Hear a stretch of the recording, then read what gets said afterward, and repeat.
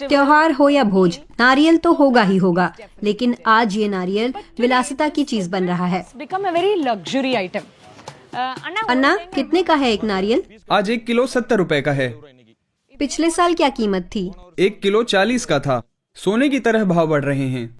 पोल्लाची में हर घर नारियल पर निर्भर है, लेकिन आज पेड़ सूख रहा है, मर रहा है, गायब हो रहा है। तो हुआ क्या? पता करने मैं पोल्लाची के खेतों की ओर निकल पड़ी। पोल्लाची अक्सर तमिल सिनेमा के किसी दृश्य जैसा दिखता है। नारियल के पेड़ों की कतार और एक अंतहीन विस्तार। ये तमिलनाडु की नारियल अर्थव्यवस्था का इंजन भी है। राज्य का करीब 1/3 नारियल उत्पादन पोल्लाची में होता है। हजारों किसान, कारोबारी, तेल मिलें और परिवहन मजदूर उससे जुड़े हैं। दशकों से उसके नारियल पूरे भारत और विदेशों में जाते रहे हैं। वो भारत की अघोषित नारियल राजधानी है। लेकिन अपने दौरे में हमें कड़वी सच्चाई का पता चला। हरे भरे पत्ते सूख रहे हैं। कई पेड़ों में तो अब नारियल है भी नहीं। हम लोग पोल्लाची में मुथुकुमार के खेत में गए जब वो अपनी फसल निकाल रहे थे। इस खेत में आधे से ज्यादा पेड़ों पर फल नहीं लगे हैं और कई पत्तों पर काले धब्बे आ गए हैं। क्या हो रहा है? ये व्हाइट फ्लाइज का किया हुआ है। वैसे ये पेड़ 30 साल तक जिंदा रहते, लेकिन 10 साल से भी कम समय में सारे के सारे मर गए। केरल रूट विल्ट बीमारी और सफेद मक्खियों की वजह से पोल्लाची में पिछले 5 साल में 30% पैदावार गिर गई। बारिश के बदलते पैटर्न और बढ़ते तापमान के साथ इंसानी वजहों से हुए जलवायु परिवर्तन ने बीमारी के बढ़ने और मक्खियों के फैलने के लिए आदर्श स्थितियां बनाई। किसान बर्बाद हो गए।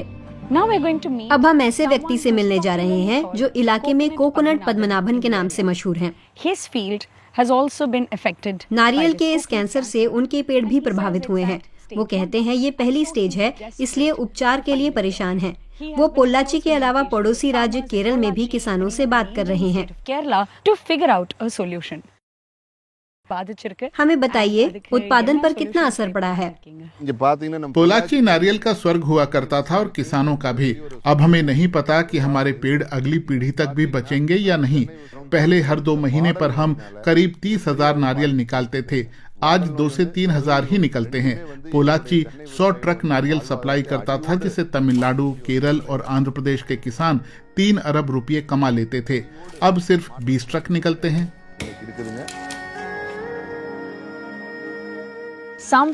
कुछ किसानों ने तो नारियल उगाना ही छोड़ दिया, अपनी मर्जी से नहीं, जीवित रहने के लिए।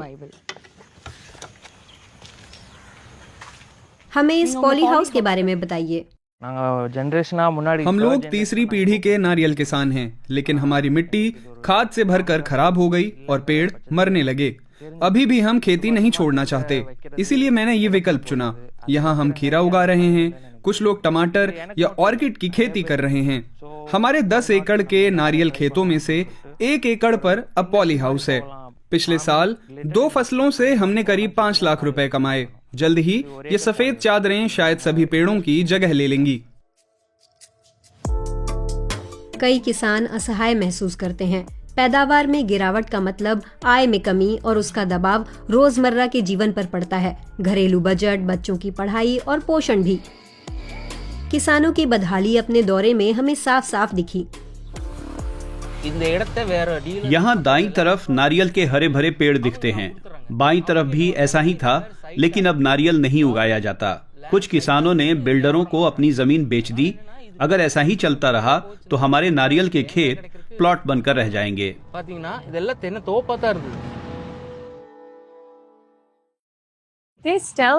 ये कहानी नुकसान और नए हालात में ढलने की है।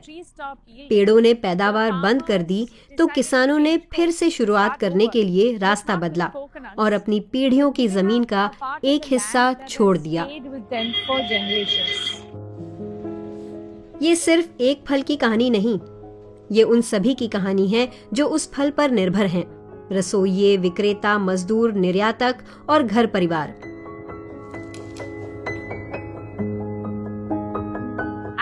मैं एक विशुद्ध दक्षिण भारतीय भोजन कर रही हूँ और आपको बताऊं कि इस केले के पत्ते पर कितना सारा नारियल पड़ा है। ये सांबर है और मिक्स सब्जी है जिसमें नारियल घिस कर डाला हुआ है। इस बीन करी में नारियल के बारीक टुकड़े काट कर डाले गए हैं और ये चिकन पोलायम पोलाची स्टाइल चिकन करी है जिसमें नारियल के टुकड़े हैं। देख लीजिए, नारियल हर व्यंजन का हिस्सा है। एक नारियल से कई जिंदगियां बनती हैं और जब उसकी पैदावार गिरती है तो ये सिर्फ खेत का संकट नहीं है। विशेषज्ञ आगाह करते हैं कि ये खाद्य सुरक्षा को बड़ा झटका है। कारोबार पर असर पड़ ही रहा है। There is no life without coconuts.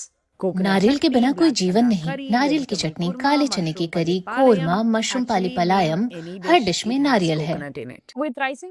बढ़ती कीमतों के कारण रेस्तरां इसे इस्तेमाल नहीं कर पा रहे हैं, इसलिए कुछ रेस्तरां ने आंशिक तौर पर एक विकल्प निकाला जिसे नारियल पुनक्कू कहा जाता है।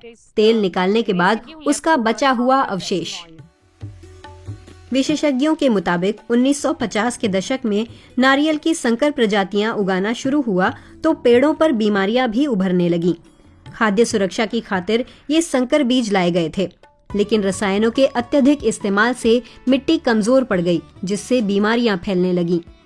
केरल का central plantation crop research institute पिछले 3 साल से इस समस्या पर काम कर रहा है। इस बीच तमिलनाडु की कृषि यूनिवर्सिटी जलवायु परिवर्तन और मिट्टी की सेहत के बीच कनेक्शन को खंगाल रही है। आलिया रिसर्च इंस्टीट्यूट के वैज्ञानिकों का कहना है कि उन्होंने रूट विल्ट बीमारी को झेलने वाले कुछ संकर प्रजातियों की पहचान की है, लेकिन अभी तो दूर दूर तक कोई समाधान नहीं दिखता। साथ मिलकर कोशिशें भी नहीं हो रही हैं। किसान आपस में अपनी परेशानी साझा कर रहे हैं। यही हाल रहा तो पोल्लाची 2030 तक अपने नारियल पेड़ गंवा सकता है और उसके साथ नारियल से जुड़ी रोजी रोटी और अर्थव्यवस्था भी नहीं रहेगी।